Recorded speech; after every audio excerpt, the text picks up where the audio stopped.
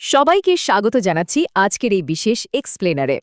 আজ আমরা ঝাড়খণ্ডের দেওঘরে অবস্থিত বাবা বৈদ্যনাথ ধামের এমন কিছু চমকপ্রদ আর অমীমাংসিত রহস্য নিয়ে কথা বলবো, যা শুনলে হয়তো বিজ্ঞান আর ইতিহাস নিয়ে আপনাদের চেনা ধারণায় একেবারেই বদলে যাবে। ভাবুন তো, পুরো পৃথিবীতে এটাই বোধহয় একমাত্র জায়গা যেখানে শিবের জ্যোতির্লিঙ্গ আর সতীমায়ের শক্তিপীঠ একদম একসাথে রয়েছে। ব্যাপারটা সত্যিই অবিশ্বাস্য, তাই না?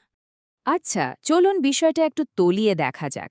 আমরা তো সবাই ভগবান শিবকে মহাকাল বা ধ্বংসের দেবতা হিসেবেই জেনে এসেছি, রাইট?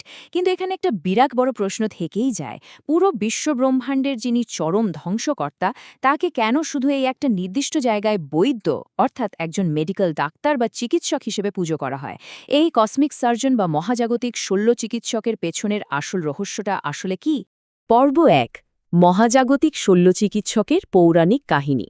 এই রহস্যের একদম গভীরে পৌঁছাতে হলে আমাদের ফিরে যেতে হবে সেই প্রাচীন পৌরাণিক যুগে। সে সময় রাবণ হিমালয়ের বরফে ঢাকা চূড়ায় এক কঠোর তপস্যা শুরু করেছিলেন। তার একটাই জেদ, যে কোনো মূল্যে ভগবান শিবকে লঙ্কায় নিয়ে যেতে হবে। বছরের পর বছর না খেয়ে চরম আবহাওয়া সহ্য করে তিনি তপস্যা চালিয়ে যান।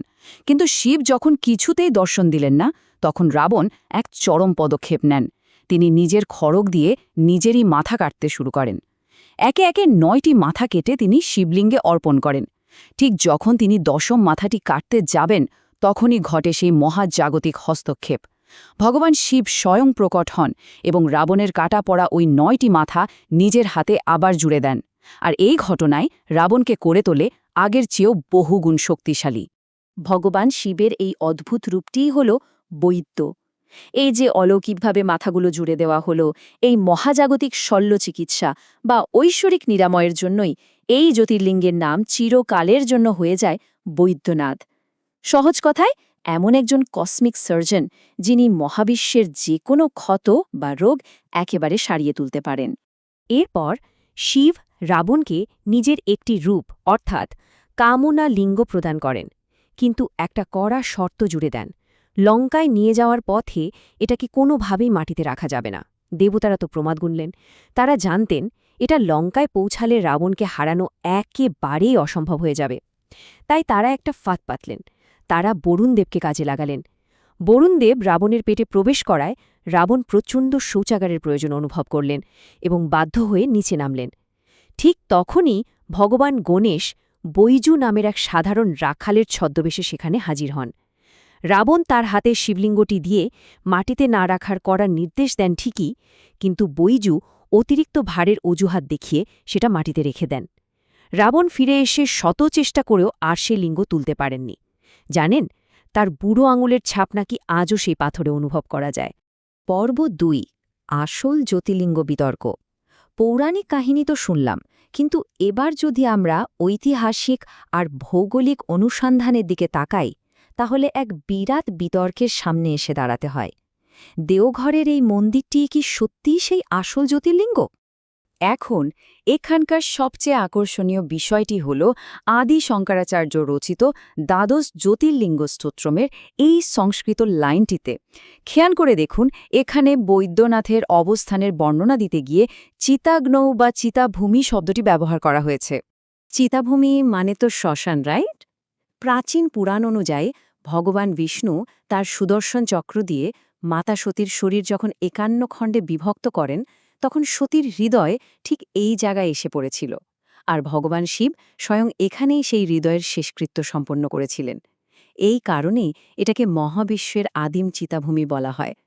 ব্যাপারটা ভেবে দেখুন, এর মানে দাঁড়াচ্ছে নিরাময়ের এই বিশাল হাসপাতাল বা বৈদ্যনাথ মন্দিরটি আসলে আস্ত একটা শ্মশানের ছাইয়ের ওপর গড়ে উঠেছে। গায়ে কাটা দেওয়ার মতো একটা তথ্য, তাই না? আর ঠিক এখানেই শুরু হয় মূল বিতর্ক। মহারাষ্ট্রের বীড জেলায় অবস্থিত পর্লি বৈজনাথ মন্দিরটিকেও অনেকে আসল জ্যোতির্লিঙ্গ বলে দাবি করেন। আমরা যদি দুটোর তুলনা করি, তাহলে দেখব শিবপুরাণে আসল জ্যোতির্লিঙ্গের অবস্থান বলা হয়েছে পূর্বোত্তরে, অর্থাৎ উত্তর পূর্ব দিকে। ভারতের মানচিত্র অনুযায়ী দেওঘর ঠিক উত্তর পূর্বেই অবস্থিত। অন্যদিকে পর্লি হল পশ্চিম বা দক্ষিণ পশ্চিম দিকে। আবার পর্লিতে অহল্যাবাই হোলকারের ১৭৮৪ সালের সংস্কারের খুব শক্তিশালী ইতিহাস রয়েছে। ঠিক তেমনি দেওঘরের কাছে রয়েছে চিতাভূমির ওই প্রাচীন প্রমাণ। তবে যদি আমরা নিরপেক্ষভাবে ঐতিহাসিক প্রমাণগুলো বিশ্লেষণ করি তাহলে দেওঘরের পাল্লা বেশ ভারী মনে হয়। কারণ দেওঘরের মন্দির প্রাঙ্গণে গিদ্ধর রাজবংশের মহারাজা পুরেনামলের ১৫৯৬ সালের একটি শিলালিপি রয়েছে।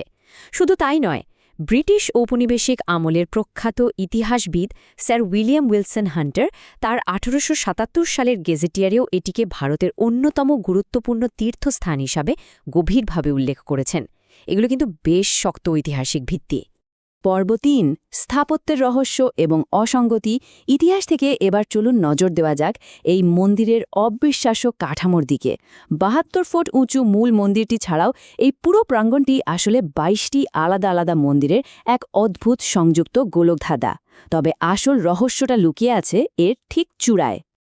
আমরা তো জানি বিশ্বের প্রায় সমস্ত শিব মন্দিরের চূড়াতেই ঐতিহ্যগতভাবে ত্রিশূল দেখা যায়, তাই তো? কিন্তু দেওঘরই হল একমাত্র ব্যতিক্রম। এখানে মূল মন্দির থেকে শুরু করে সবকটি মন্দিরের চূড়াতেই ত্রিশূলের বদলে পঞ্চশূল বা ৫টি ফলাওয়ালা অস্ত্র বসানো আছে। এটা মন্দিরের স্থাপত্যের একদম সাধারণ নিয়মগুলোকে সম্পূর্ণভাবে ভেঙে দেয়। সুতরাং এখানকার সবচেয়ে গুরুত্বপূর্ণ পয়েন্টই হল এই পঞ্চশূলের দ্বৈত উদ্দেশ্য। আধ্যাত্মিক দৃষ্টিকোণ থেকে এটি মানুষের ৫টি কুপ্রবৃত্তি কাম, ক্রোধ, লোভ, মোহ এবং অহংকারকে ধ্বংস করার প্রতীক। আর বৈজ্ঞানিক দৃষ্টিকোণ থেকে কি বলা হয় জানেন? বলা হয় এই অষ্টধাতুর পঞ্চশূলটি আসলে একটি বিশাল লাইটনিং অ্যারেস্টার বা বজ্রপাত নিরোধক হিসাবে কাজ করে, যা এই প্রবল বজ্রপাত প্রবণ এলাকায় প্রাচীনকাল থেকেই পুরো মন্দিরটিকে সুরক্ষিত রেখে আসছে। সত্যি প্রাচীন ইঞ্জিনিয়ারিংয়ের এক অদ্ভুত নিদর্শন। এদিকে গর্ভগৃহের ভেতরে রয়েছে আরও একটি অমীমাংসিত রহস্য, চন্দ্রকান্ত মণি। ৮ পাপড়ির পদ্ম আকৃতির এই রত্নটি শিবলিঙ্গের ঠিক ওপরে ঝোলানো থাকে। আশ্চর্যের বিষয় হল এই রত্ন থেকে বছরের ৩৬৫ দিনই ক্রমাগত জলের ফোঁটা শিবলিঙ্গের উপর ঝরতে থাকে। ওই ধোঁয়াশা আর গরমে ভরা গর্ভগৃহে কিভাবে এই রত্নটি বাতাসের আর্দ্রতা শোষণ করে লাগাতার জল তৈরি করে চলেছে তা আজও বিজ্ঞানের কাছে এক বিরাট বড় প্রশ্নবোধক চিহ্ন। পর্ব ৪, দীর্ঘতম মানবিক তীর্থযাত্রা। মন্দিরের এই অদ্ভুত স্থাপত্যের সাথে এবার আমরা যুক্ত করব সেই কোটি কোটি সাধারণ মানুষকে যাদের ভক্তি আর আবেগ এই মন্দিরকে জীবন্ত করে তোলে। আর তার সবচেয়ে বড় উদাহরণ হল কাওয়াড় যাত্রা। হ্যাঁ, ঠিক শুনেছেন, ১০৫। এই সংখ্যাটি শুধু একটা সাধারণ দূরত্ব নয়, এটি মানুষের অদম্য ইচ্ছাশক্তির এক চূড়ান্ত পরীক্ষা। কাওয়াড় যাত্রীরা বিহারের সুলতানগঞ্জ থেকে উত্তর বাহিনী গঙ্গার পবিত্র জল বাঁকে করে নিয়ে টানা ১০৫ কিলোমিটার পথ শুধু পায়ে হেঁটে দেওঘরে আসেন। আর এই পুরো যাত্রাই করা হয় মহাদেবকে জল অর্পণ করার জন্য। ভাবা যায়? তবে এই বিশাল যাত্রার পেছনের ইতিহাসটা কিন্তু সবসময় এত সরল ছিল না।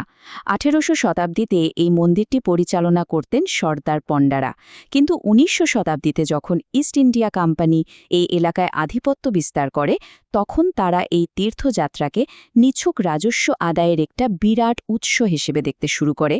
তারা প্রচুর হস্তক্ষেপ করেছিল, যা পরে নানা আইনি লড়াই পেরিয়ে আজ স্বাধীন ভারতে আধুনিক মন্দির পরিচালনা বোর্ডের অধীনে এসেছে। কিন্তু ব্রিটিশ প্রশাসনের সাথে এই মন্দিরের একটি অদ্ভুত এবং বিস্ময়কর ঘটনা ঘটে ১৯১১ সালে। তৎকালীন ব্রিটিশ কমিশনার জে.ডব্লিউ. টেলরের ছেলে এক দুরারোগ্য ব্যাধিতে আক্রান্ত হন।